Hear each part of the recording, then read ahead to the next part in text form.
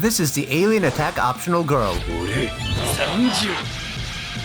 I got this from the Showzstore, there'll be a link in the description below. This is the front, and the rest of the packaging just has a bunch of designs on it. I believe it's supposed to resemble the Allspark. Now let's open it up and see what degeneracy awaits. So this figure comes with a lot of accessories. It comes with a lot of hands, some extra face pieces and body pieces. Now I actually think it's kind of weird for a figure to come with these pieces. They also scare me. I've never seen them on a woman before. It comes with some weapons as well. We'll consider this weapons also. And my version came with some extra weapons which are supposed to only come with the M3 version. I have the M2 version. Here is the instruction booklet for the figure. It shows the accessories it comes with, how to swap out pieces and disassemble the figure. Now let's take out the figure and its legs. If kindergarten has served me correctly, this is the right leg and this is the left leg. Here it is fully assembled. Now does buying this figure make me a degenerate even though I'm asexual? Yes. But my friends aren't gonna judge me. They go to anime conventions. I've seen what they do. Now the figure itself feels pretty solid, honestly. The legs are the heaviest part about this. It's also pretty tall, about 8.5 inches. And it pairs pretty well with other Optimus figures. He said no pickles! I wonder if she also commits war crimes just like Optimus in the movies. It's got some nice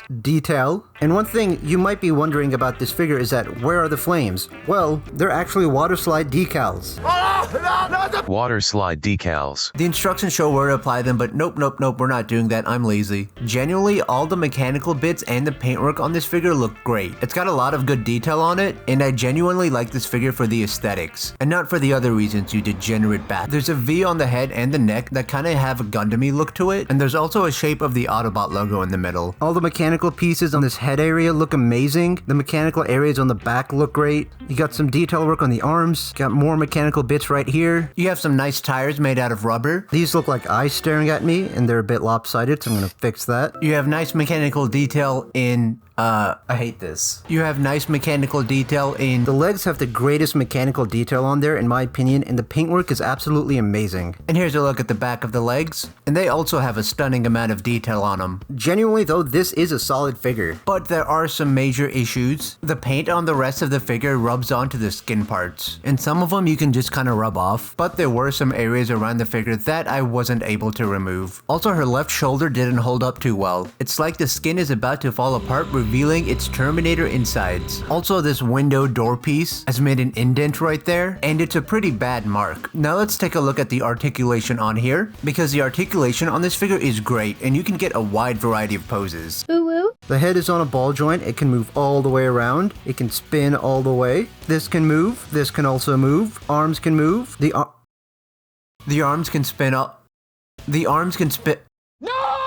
The arms are on a ball joint, so they could spin around if they didn't keep popping out. I could pop my titties out. No, that's not allowed on YouTube, goddammit. That'll be on my Patreon, for all you degenerates out there. I'm not afraid to go this low to have people subscribe to my Patreon. I know you want to see more of this figure. I have never felt the touch of a real woman. These googly eye areas can move, the bicep can twist, the elbows can bend, but they can only go about that high. This right here can also move. The hand can spin around, and they're on a ball joint. This right here can move. The top chest area can move up and down. There is some tight waist rotation. The legs can move this far up, and they can only go back about that far. You get a good knee bend. The legs can spread out. This can rotate, but I would be gentle with it because that's where the pegs are to plug the legs in. This right here can move. The feet can spin around. They can move up and back. The feet can pivot pretty well, and these weird looking toes can also move. The top ones can also move. And that's the articulation on this figure. Hopefully I didn't miss anything. Now here it is compared to another Optimus Prime figure I own from the movies. Come. And it really does take this figure and translate it into an anime mech girl pretty well. Senpai. They both have shoulder flaps. They translated the head over pretty well. She even has blue eyes. They translated Optimus's windows onto her.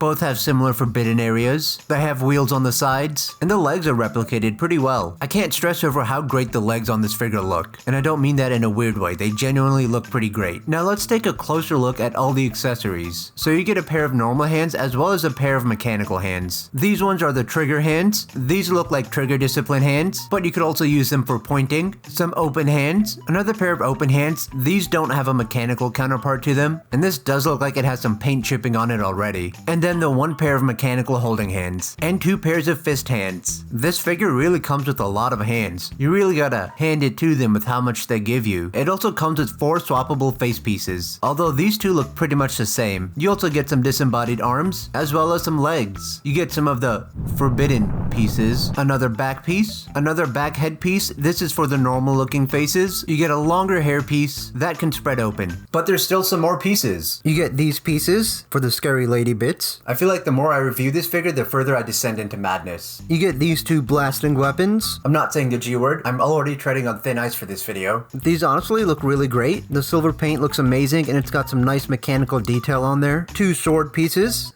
Get back here.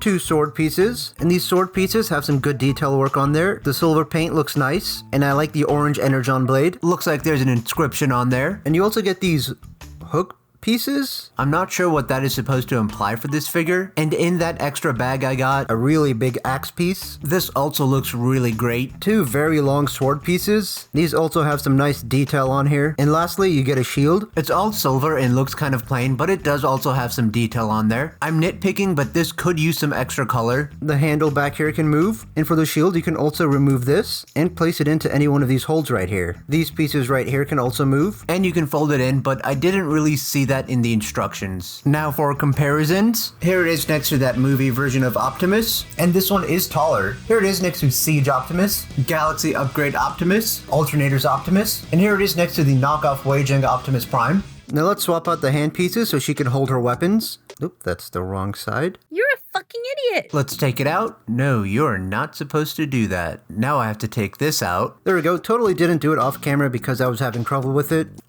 I should be more careful with my movements. The left arm being very loose is a bit unfortunate. Also, I do want to note this figure does have...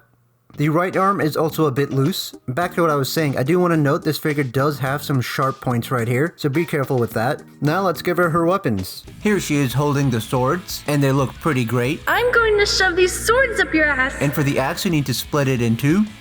Make sure you have a good grip on it as well, I guess. Put it in her hand, and then put the bottom part in. I'm going to shove this axe up your ass. Here it is with the shield.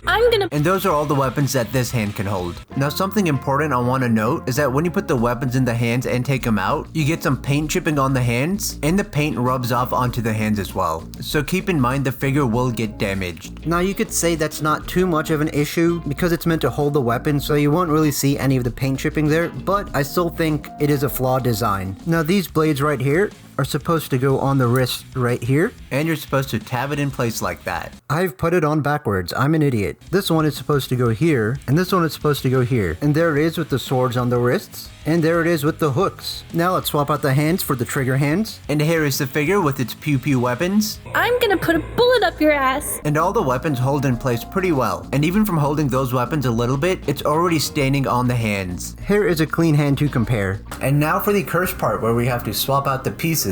First, take off this backpack piece. This headpiece is on there really tight, and I'm having trouble taking it off. Okay, I did manage to get it off. Now to take the chest off. Now take off the legs and thighs. It is really difficult to do, so I'm gonna do a lot of it off camera. I put the leg back on to get a better grip for taking it out. Now we just take this off. Oh, god damn it. Okay, I finally got all the pieces out. It was a lot more trouble than it was worth. Also, the paint on the thighs are cracking. Now, my hell isn't over yet. We need to take off the chest piece, the arms. Now we need to take off the shoulder and neck pieces. Okay, so I had to do it off camera because it was very difficult. And it looks like there's glue inside the neck piece, which is not what you want when you have a figure that's supposed to have swappable pieces. This was absolute hell to take apart. I'm speeding up my process of putting it together because I had so much difficulty with this. I am fed up with this figure. I couldn't get the shoulder pieces on all the way, so I'm just gonna leave it as is. A lot of the joints were hard to put on, so I had to file them down. Like, they were really difficult to put on. And I absolutely do not understand what type of masochistic, horny maniac would be willing to go through this much suffering for this figure. I have lost so much sanity. Anyway, here is this mode. There's not much to say besides the obvious things. She still comes with hands to hold her weapons with. Articulation is pretty much the same. Can you tell I sound absolutely defeated? I honestly prefer the other mode over this mode. This is way too sexualized for me. This extra piece of hair there makes the back of the head heavy, and it constantly falls off. Also, these shoulder pieces were super hard to put in properly, so I kinda just left them loose. So now I have to go through the hell of taking this apart and putting it back in the other mode. So if you feel sorry for me, make sure to subscribe, and thank you to my friend Brooke for providing voice lines for this video. Her Instagram will be in the description below, as well as my Instagram and my regular photography Instagram. Be nice to them or I will find you. Also, if you enjoyed my cringe content, check out this other video right here. I guarantee you'll die from cringe.